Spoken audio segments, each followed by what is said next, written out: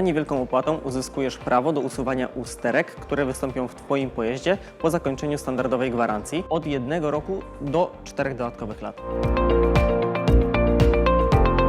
Dzięki temu nie musisz martwić się o koszty serwisu przez okres 6 lat bądź 200 000 kilometrów.